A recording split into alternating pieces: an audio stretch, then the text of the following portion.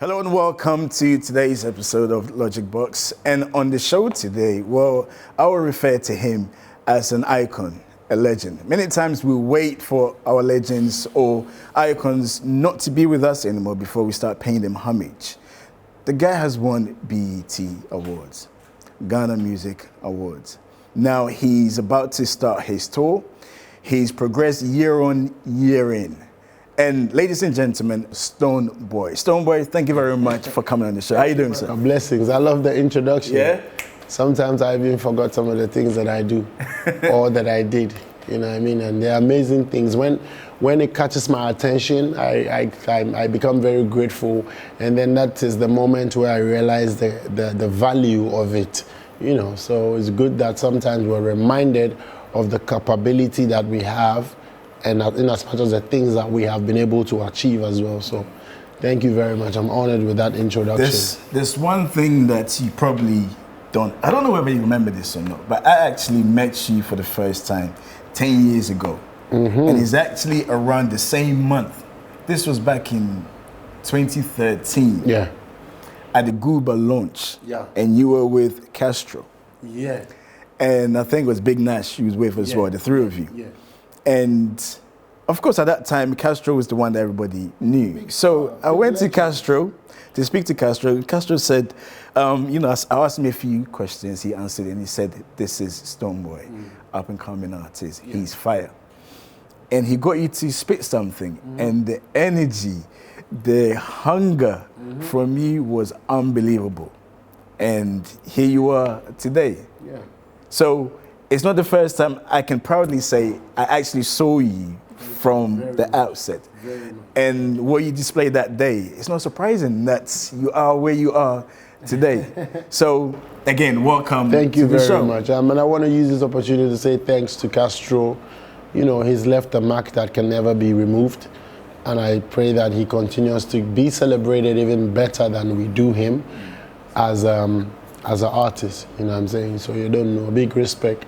And of course, we have to carry the mantle on. We've come a long way, and other people have also continued from wherever. You know, there are newer, amazing arts that, you know, came after us, you know, in terms of emergence. And we're all still together as a flock, pushing the narrative of Africa, but from Ghana as Ghanaians, and pushing the Ghana music, you know, sound to the world. So it's important that we continue to, you know, and with every given opportunity, I'm still hungry.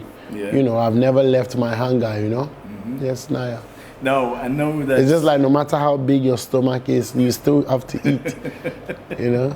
Now, I know that you're about to start your tour. The UK tour, basically, yeah. We've done America. It was mad. We did America. We did North America. We did Canada.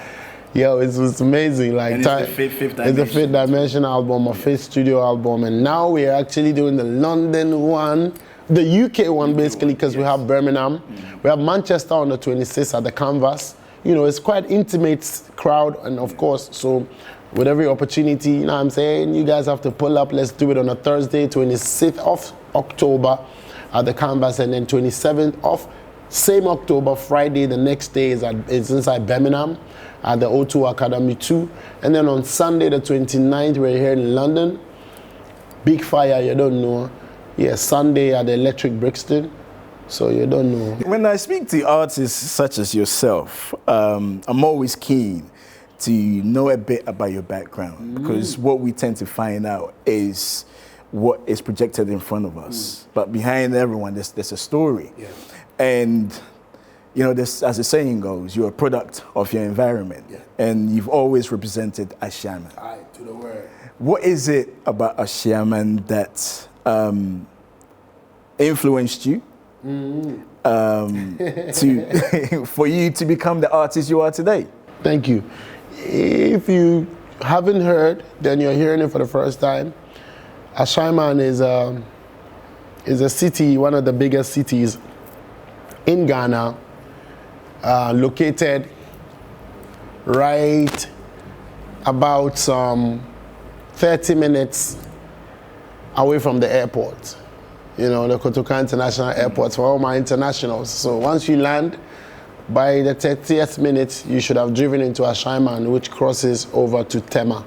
Community 9, Community 8, and all of that. That city is huge on the left-hand side. That's where I grew up. It consists of all walks of people from all walks of life. Consists from the hardcore to the softcore. Consists of, you find life. You wouldn't miss a box that you cannot tick if you were born in Ashaiman. You see luxury, you see poverty, you see middle class, you see lower class, you see upper class. So with such a beautiful, and then also you see people, nationals from across Africa and the world. I grew up with friends who were Japanese, who were Chinese, who were Turkish, Lebanese, you know, because their fathers would have, or vice versa. You know, so it opened my eye to a very multicultural experience, which I always grew with.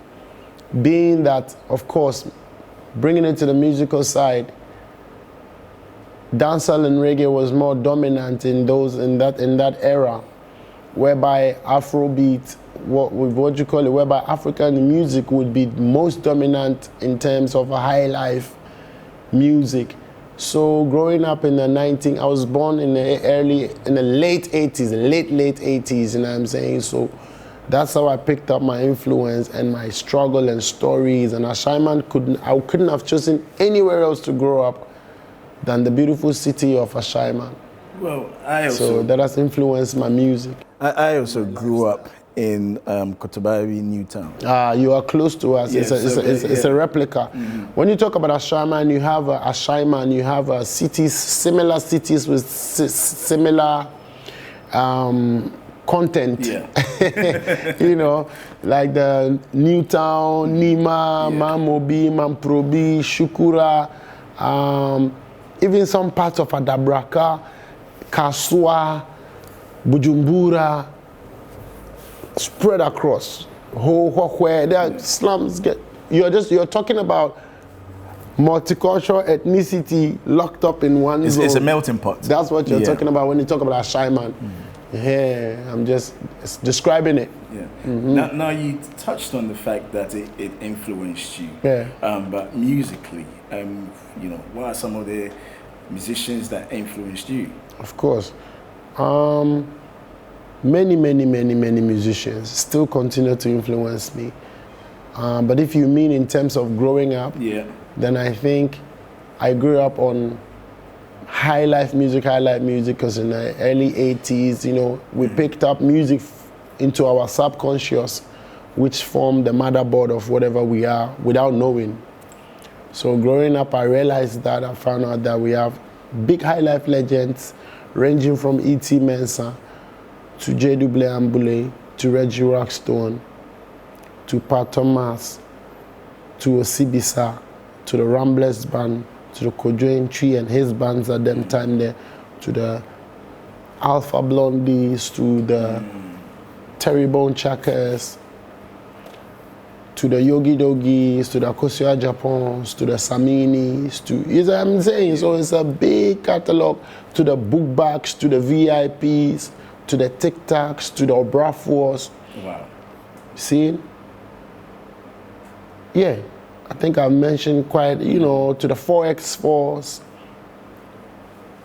wide, to the Triple M, Sugar Rhymes, and then to the Broananas, Mati, Fila, Mamedam, to me, and big tunes ranging from all walks. So this is it. This is inspiration from the Ghana side. And outside of Ghana, you have definitely the reggae music from, you know, the Shaggy, Shaba, Sean Paul, Buju, Koti Ranks, Delhi Ranks, all the Ranking family crew. You know what I mean? You see Bob Marley, of course. You see Jackio, you see Ioctane, you see, you know what I mean? The list is tall. Beanie Man, like with all these ones I've done records with and all of that. You see Damian Marley, you see Chaka Demos and Pliers, you see Sister Nancy, you see Mr. Vegas, you see Busy Signal, tons and tons of names into the new school. You hear some Popcorn, you hear some Dexter Daps, you hear some Javilani, you hear some Jalano. What you mean, man? You hear some Skeng, Skillibeng, you hear some... The list goes on. Plenty. So that's why I tell you, like, inspiration doesn't end right till today. You're still getting this. That's what I'm mentioning, you know what I'm saying? Now it's interesting you mention this because I'm from Ghana. Bro, let me just drop it. Okay, go on. Do your thing. You hear the Kwame Eugene, you hear the Kiddy, you hear the Kim Promise, you hear the Sarko Diaz, you hear the New School, Last Made, New School, you hear Sina Soul, you hear music Rasta. You know what I mean? Who am I missing? The Kwesiatas, you know what I'm saying? Who should I... Names. Now that's one thing about you, Stonebwoy. Over the years, I've seen that every time you get an opportunity, it's all about positivity. Which is right. It's a choice. Right. But what I want to say, leading on, I wanted to touch on dancehall a bit. For real? Because, I mean, some have argued that in Ghana in particular, there's no market for dancehall music, right? Now, and looking at your style from then till now, I wouldn't say you have changed, but I would say probably, just my observation, is you've been able to adapt and evolve. Yes. And I think, and correct me if I'm wrong, but just going by the names you've listed, if one, it has been able to propagate you to where, A, you're relevant and been able to adapt your style and create your own niche. Now, I don't know whether you recall this again. I think it was sometime last year. Beanie Man posted an article, not an article, I think it was a clip of him emceeing at a very young age. And you commented. And I think you were just bigging him up. But some people took an offense to that. And I remember a few fans saying that, are you going to claim that this is Afrobeats or this is African as well? You were misquoted to the point where you were talking about, reggae, dancehall all originates from Africa simply because Caribbeans originated from Africa. And I think you were misquoted. To the point, again, I came to your defense. Wow. Yeah, I was there just letting people know you were misquoted, that you embrace the culture, you love and you support everybody. And this is what I really, really like about you. Positivity. Yeah, man. You see, I respectfully just want to point it in that we are in a world of so much information where right now it's but we really, on a large scale, we lack understanding. And another thing that is very dangerous that's happening in our era is that we have so much opinion. The entitlement level is very strong regarding opinions. But when it comes to the truth, we have the truth and we have opinions. We have the fact and we have opinions. When your opinion is the truth, you understand, then most often people still want to bring their opinions to counter because they're saying that it's just an opinion. But sometimes I'm speaking the truth. I'm not speaking my opinion. I'm speaking truth because in the end, we carried everything, however, as black people, to wherever we carried it, by whatever means we were carried, whether we go there voluntarily or we go there by whatever means there be. We carried everything, but when we say there is traces of the culture and the music of blackness, then that becomes an argument. How does that become an argument? If you carried a complexion, the color, so you are selective of what you carried and what you didn't, and what is what and what is not. In the end, we cannot change the truth. Nobody can, not even I can. But I would rather be a student of the truth with empirical facts. They are there. Many learned people have written books, have taken time, spent money to do research and add to knowledge of truth. And we just should know that. So I don't recollect. I don't even remember being bashed, but I'm grateful. because once I managed to speak it, I was touched, because Beenie Man is one of the greatest legends we have in our time, in our era, covering from 3 decades at least. We saw the clip he posted. That was, you can't make that up. You see? And we love it as African people. When reggae and dancehall was very huge in Africa, so much, it is still big, but there was an era where it was so dominant, and it still is. But that era, when it was very dominant, we had great artists like Majek Fashek from Nigeria. Check Majek Fashek, you will see. Legend, he sang and the rains came up from heavens, and it's a historic moment. We have Daddy Shoki. I'm not Nigerian, but I'm African, so it covers. I'm just making an example of the class that really is pushing the culture so much, because most of I just want to make reference. Daddy Shoki is there. There's a woman, she sang, big tune. There's a melody. She's a woman, Ogoli. She calls something Ogoli. Big reggae star. Idina Ogoli. I know somebody will correct me. I'm close to some. Let's Google it.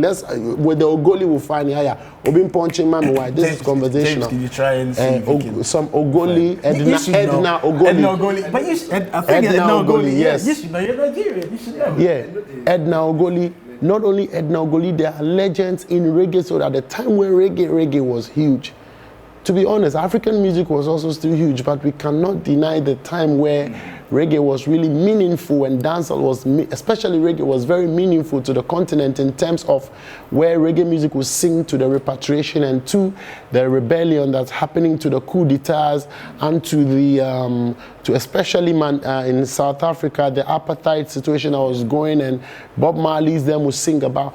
It was a worldwide phenomenon that hit Africa, and Africans could relate, because our music is a source of expressing our joy, our sorrow.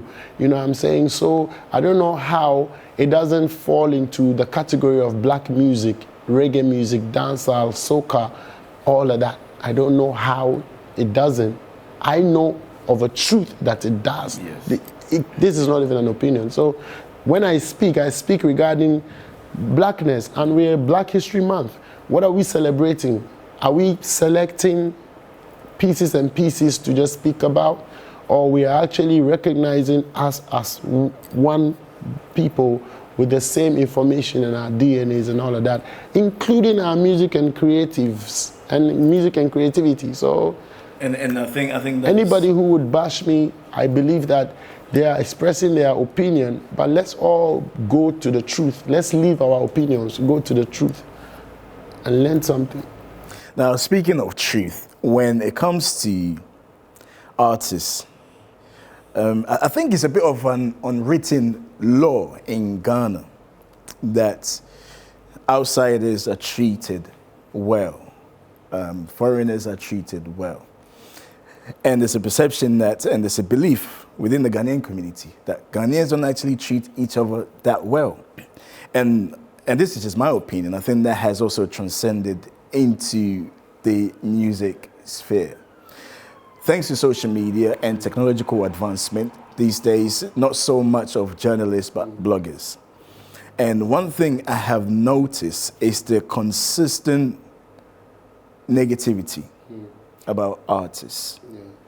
And one day I just sat down and realized, after watching one particular individual, who I will not mention the name, descending heavily on an artist. And in as much as I was a Ghanaian, I thought, okay, he might be justified in what he's saying. I realized that, no, there's something actually wrong. Yeah. Because if you look at Ghanaian artists, especially today's artists, you came from nothing, essentially. Most artists came from nothing. Sarkodie came from nothing. Shattawale came from nothing. literally building themselves up, building your brand up to sustain yourself and to cross borders, transcend Ghana, I think should be applauded, and to look at the blueprint and try to see how we can further. But what we see is just negativity. Oh, he wasn't able to do this, or this one has done this, and this one hasn't done that. I mean, you've had your fair share. How do you feel? How do you react? How are you able to deal with it? Thank you very much. I love the question. But before I continue, with the example I made with Edna Ogoli, that's on the Nigeria side. On the South African side, we had Lucky Dube. Oh, yes. On the Ivory Coast side, we had Alpha Blondy, Tikin Jafakoli. On the Ghana side, we have, I can even add Kojo Entry to that list. We had Ruth Anabo. This was the first band to perform somewhere in Jamaica on a reggae festival. And we have the Black Prophets, we have the Rocky Dawunis, we have names, Papa Wastik, General Marcos. So that example is well fitted to know that we are all growing from crop to crop to crop to crop, dynamizing our sound, evolving into the beauty of turning, hybrids and naming it whatever we feel to name, but the source is definitely the same. Good. Now coming into the question, it's really unfortunate that it has become a thing that we are becoming known for as Ghanaians. It's unfortunate. It's not a good place to be, whereby we are almost becoming known for the confusion in the creative arts. Because I tell you, yesterday I went to sit at the roadside out of my apartment, because I brought the good weather to London. Yes, you did. The whole October is feeling like we're in Accra. Yeah. So I just decided to take a walk, just few steps, and then I just sat on it's like a 2-ball situation. I was just there with me and OG. I love to do that a lot. That's how I find some peace, like entering the underground and just chilling. But I always get spotted, which I still love, because it's like a shock. Somebody would not even realize, and then it becomes a conversation. Yeah. So there was this young lady who was just shocked. I was like, "What are you doing here? No, is this you? Nah, come on." Right over there, in 3 minutes, you're gonna find there's an outdoor garden, there's a water. I said if I knew, I'd have gone there, because I love the natural vibes. But of course, this is also breezy. I'm seeing the cars pass and people. It's like I love to take in that, what I'm saying? And then we're starting, like, are you gonna come to the show? She's like, yeah, oh yeah, the 29th, you guys be talking about it. Yeah, I saw something in Birmingham as well. So I'm like, oh great. In my mind, I'm like, all right, publicity is working. Publicity really is going far, because news travels. But now the thing is, the interest to want to take a step after hearing the publicity is dependent on a lot of things. And then, this girl was stating, like, she mentioned the same thing you did.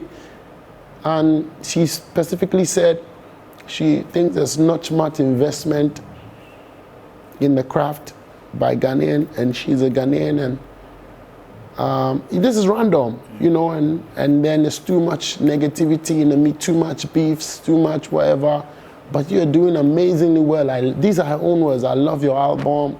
I'm not even gonna lie, it's crazy. That's one of the albums from Ghana that's giving us the energy to even speak and talk about Ghanaians, and we love what you're doing. To be honest, like, I'm a huge fan, and that's on a roadside. And for somebody to spot you on a roadside is really, I think it's not that easy, because there's so many people. So for somebody to just spot you, so I took it in, and just like you're saying, it got to me, and I realized how bad it is now. That our own people are tired of the kind of so much negative media reportage that collects the main headlines in our media, and that is what feeds off of, across the world. And then, so you realize we all have work to do. From every single person, we need to actually look towards positivity, just like you said, that I'm positive. And I told you it's a choice. Because I know what that does. It pays.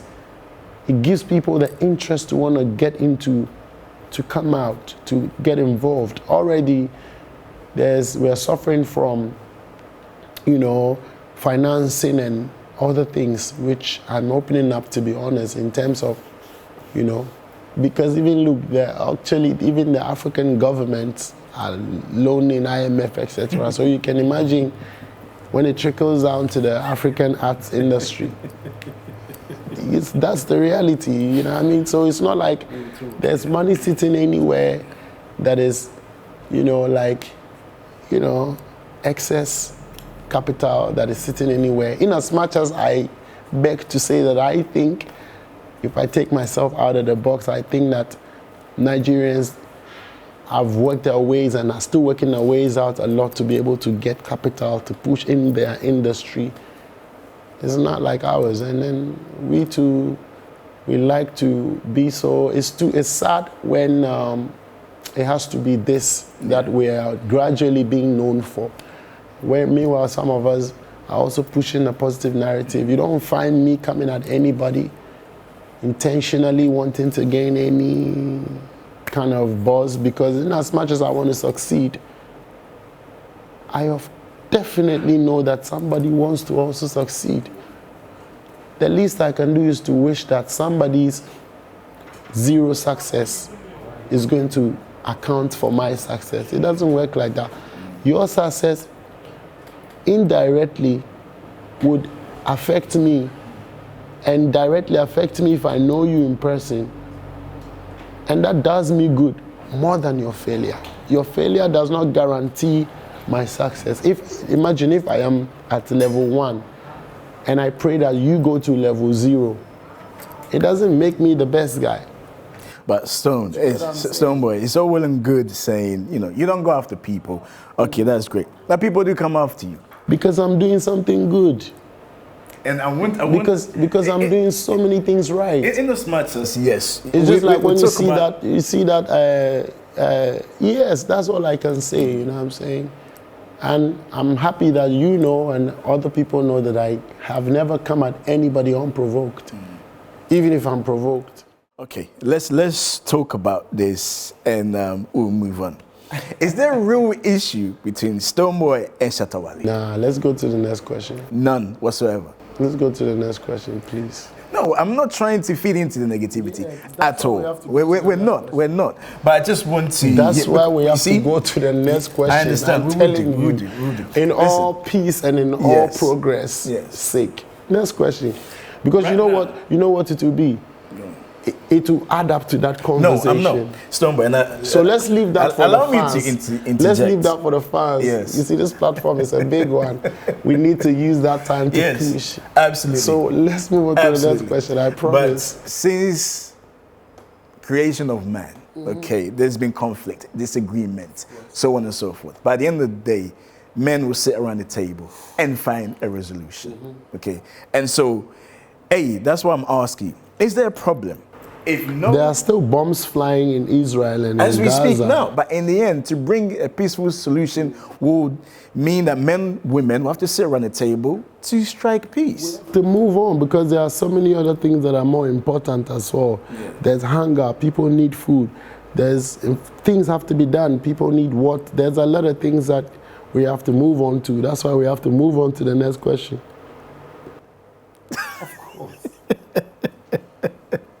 I mean, early. See, the reason I'm asking this, Stonebwoy, because before we came on air, we're talking about, you know, because you went to support your guy, Kudos, and you actually said on the 10th of November, Arsenal will be playing against, 1st of November, sorry, Arsenal will be playing against West Ham. And what did I say? You said Partey and Kudos, right? They will shine, right? Yes, you said, yo, that's going to be tough. Yes. Who are you supporting? Who's your favorite? And what did I say? And you said, well, this is a platform for both of them to shine. So we talk about Ghana. Because that is a reality too.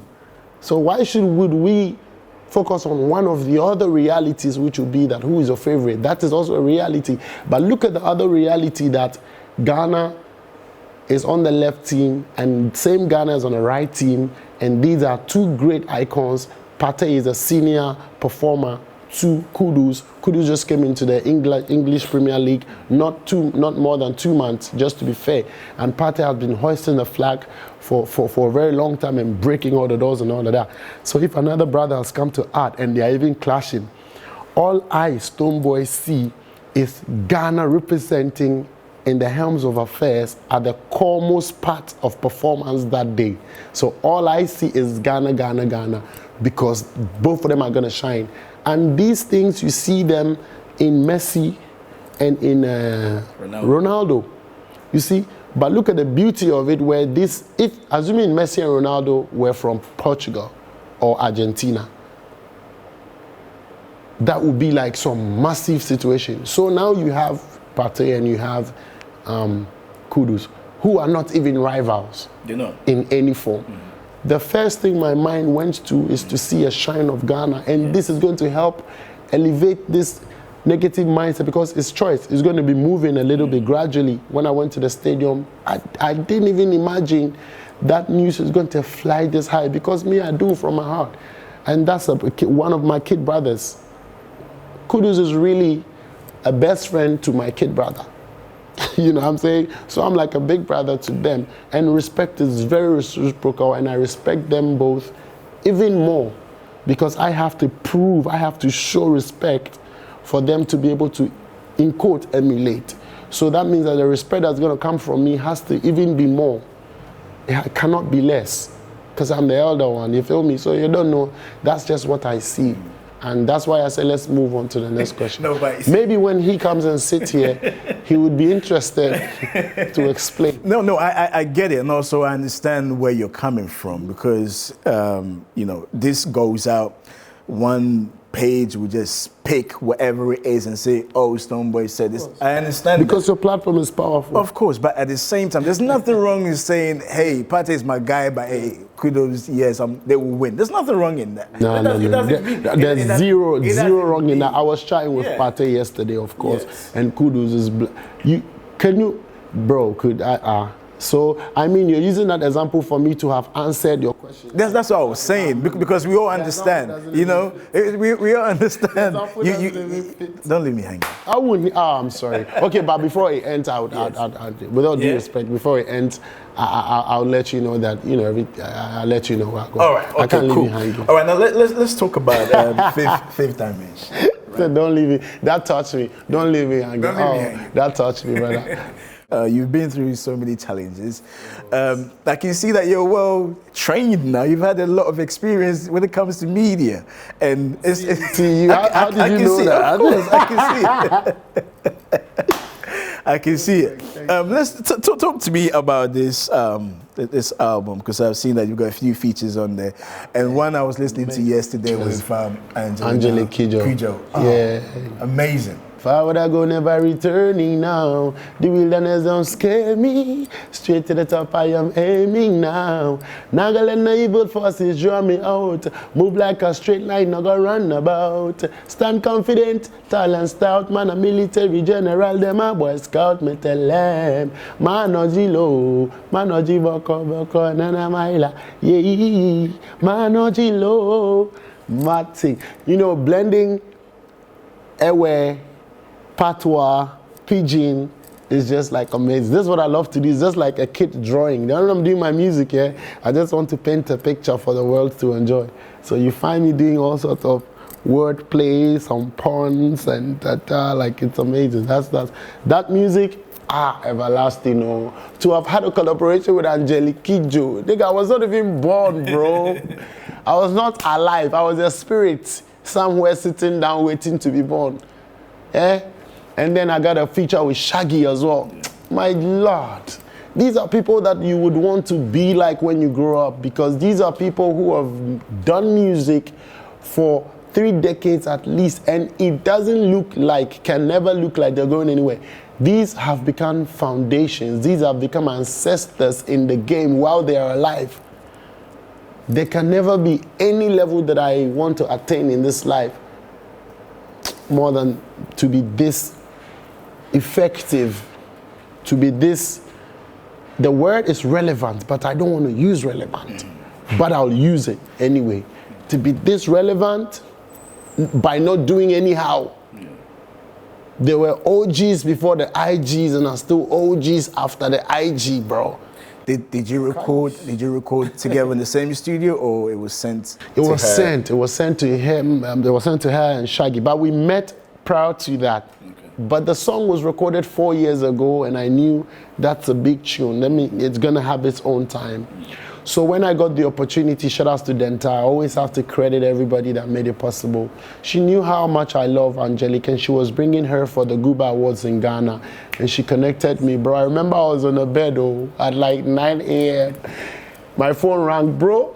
She's about to leave the hotel. Where are you? Where are you? I'm like, yay. I just jumped off the bed. Fast. Oh, me too, I'm a fast driver. Jumped off. I'm like, yo, mommy. She's like, you. Because I've crossed up, I've seen her shows a few times in Europe, and I've been expressing how, because I had a song on my last album, which was Angloga Junction, the track 1. It was an Ewe song, and everybody was like tagging her, like, we want to, so all that built a certain kind of buzz already. So when I met her, she was amazed, just like, you. I heard you, Ewe, do you speak Ewe? I'm like, yes, and we spoke Ewe. I was like, what? Because she's from Benin, and we literally come from the same ethnicity, to be honest, because, African ethnicity is well rooted. It runs through sometimes different countries because we're all a continent. So, bro, especially coming from the Volta region, yes. I'm both parents Volta. I have roots in Togo, roots in Benin, and roots in part of Nigeria, because same thing. It's interesting to find these, and this gives me just joy to belong, and be very expressive. The last time I was in Nigeria, there was this guy who was going to ride I went on a boat ride with wifey and all of that. This guy was speaking my dialect like somebody I known from my backyard, and he said, no, bro, he doesn't even go to Ghana. Like, he knows he has relatives, and we're speaking Ewe. Like, it's not like we're speaking, Ewe can come in different forms. We're speaking that one. Bro, I was just looking at this guy like, and it makes me know that we're really one people, and we cannot trivialize speaking about our oneness enough. I swear to God, it gives me goosebumps when I see this. And when I love history, I love to know my culture and all of that, and African culture. So when I find out these things, it gives me joy. So a song like Mano G is underrated, I swear, I'm saying it. You all should check out that song. If that song gets nominated for Grammys, I know it's over worth it. Beautiful piece produced by Gazi, a Ghanaian, live production, solid mastery. We've done everything possible for you guys to enjoy, quality music. I mean, that's something definitely I picked up from the album, the production, the sound. And the one with Stormzy as well, track 1 is mad. Produced by J5 and composers, Not forgetting the one with Jazz Carries as well, In Control. That's my favorite song. I mean, Stonebwoy, right about now, you're on top of the world. Amen. And pushing Ghana. Pushing Ghana. I don't have any option, I don't have any option. I'm pushing Ghana, and by that, it covers for Africa. Africa is well represented anyway. Look at what Nigeria is doing. Look at what Kenya is doing. Look at what... So Ghana needs more representation. Okay. Before we wrap up, because I know we're really pushed for time, you spoke about the fact that Nigeria is well represented.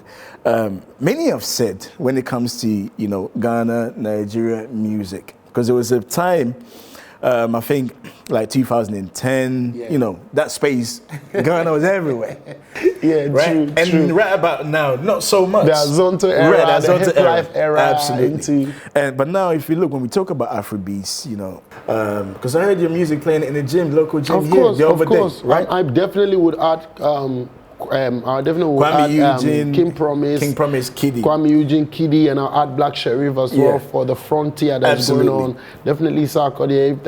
I'm not trying to take away any name. No. Respectfully enough, in the places that I've been abroad, some parts, these are some of the frontiers. It's a fact, right? Hear. Now, many have said that obviously Nigeria by population size, right, compared to Ghana. Lagos alone is bigger than Ghana population. Yeah.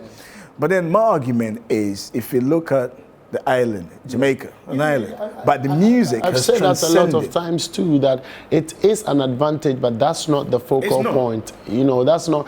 When you're counting the advantages, that is not the first one. No. That might be in the bottom side or on the middle side, because eventually it will trickle down to numbers anyway. But You can have, if it was about number, read my lips. I think after Nigeria, we have Mali.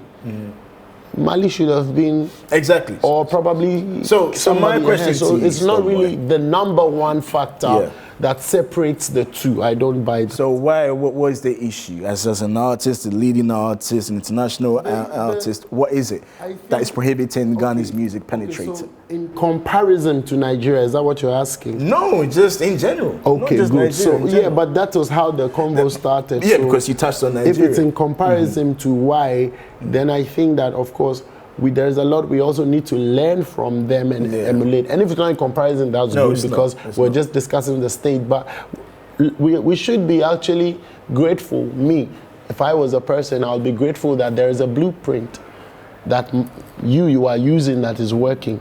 I'll just emulate the better part of the good parts of it too, because you should also be having your fair share of problems that would be hindering you. And because the one who has 1 billion is as well, except they have gracefully retired, they would be looking to having 2 billion because numbers are infinite, it doesn't finish.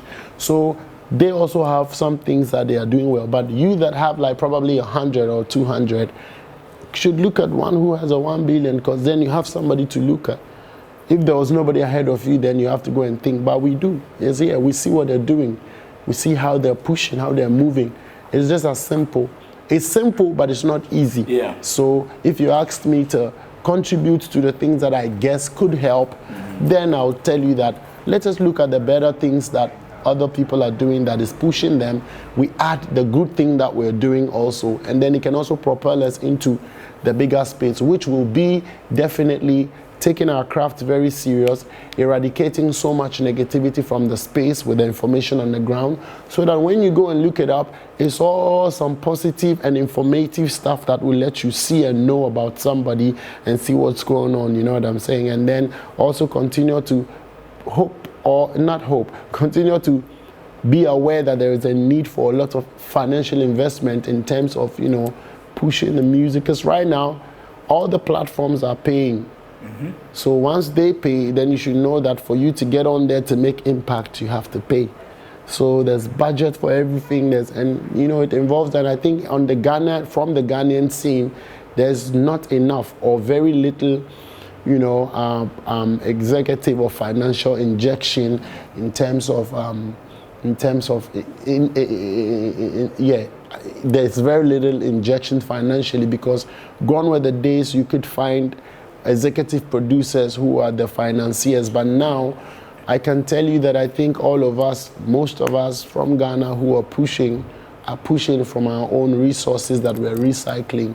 I think that bankrollers really have not found enough reason to be able to invest monies into, if there is or if there are, it's very little or nothing at all.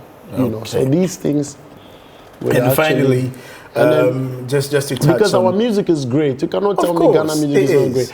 And that's why I didn't even mention it. Bro, we have great music from the guy from yesterday's New Cat who's trying to do new music till yesteryears. So as for music, yesterday I was sitting at the Nando's and I was hearing Jedi Play Ambule song play, bro. So we have it from the 50s till now. So as for the music, I'll tell you. Nando's, you definitely get it. You definitely get it, the high life. That's Nando's all the time. I've never gone to a Nando's and not hear any indigenous music. Yeah, I appreciate that. All right. So finally, the UK tour, Manchester, 26th October. 26th at the Canvas, Birmingham, 27th. Yeah. And London, Academy 2, and London 29, Electric Brixton. Please get out there, get your tickets. I think it's only less than £20. Yes. I know you have seen, I know you have heard, because I'm here in the UK and I'm saying, get out there, let's go. All my Nigeria people, all my Ghana people, all my Senegalese, all my Zimbabweans, all my South Africans, all my Malians, all my Sudanese, all my Egyptians, all my Moroccans, all my Sierra Leoneans, all my Cameroons, all my Gambia, Senegal, Guinea-Bissau, Eritrea, Madagascar, Ethiopia, Somalia, Yeah, DRC, Congo. Hey, we're almost mentioning all of the countries. So we know that you have a tour here. You've been touring in America as well. What's happening? You doing anything in Ghana? Yes, of course. The tour is going to end in Ghana in a grand style because we've done America, we've done UK, we went to Australia, you know, we're touching base, and I'm happy that we're going to take the power back home on the 22nd of December at the Accra Sports Stadium. It's going to be mighty and big. So all my people visiting Ghana this year, rest assured, you know that the weather is going to be like here. See, anywhere I go, I bring the sun, the son of man. Yes. Yes. So we brought it. So it's going to be warm. It's going to be nice. You know, Ghana is fun already. Make sure you all pull through. I think tickets are out already, but that one is nothing. That one is like, it's equal to cheap, you know, just so we can continue to make the fire burn. So make sure the Fifth Dimension is going to close at the stadium, finally, like in a grand style. Make sure. And then I'll see you, Electric Brixton, Birmingham, and Manchester. It's all love. God bless you. And of course, a massive thank you to Coco Kyo House for hosting us today. It's a beautiful place. It's my first time here and I love it. I'm going to come back here and enjoy. Love. You don't know. Make sure you stream the music, play the music. Let's get it going on. Focus on positivity. I know somebody watching there will be inspired by this one. Focus. Positivity is the most difficult thing to be and to do. As for negativity, like the Bible said, for we all were born in sin. We are all sinners. It's automatic. To move, you have to be positive. God Almighty, blessings. Stonebwoy, yeah, I catch you. But big up. Thank you very much. Jano, you know, so get it. Links are in my bio. You know what I'm saying? livenation.co.uk, or you can get it. Links are in my bio, of course. bio./2Stonebwoy. You're going to get it. No two ways you can find me. Get on my TikTok. Get on my it's Stonebwoy, S-T-O-N-E, Stone, Obo, Stone, Ekpe, Stone, Te, Stone. How do you say stone in Yoruba, Baba? Okuta, guys, that's my new name. Okuta, it's me. Ooh, is that Yoruba?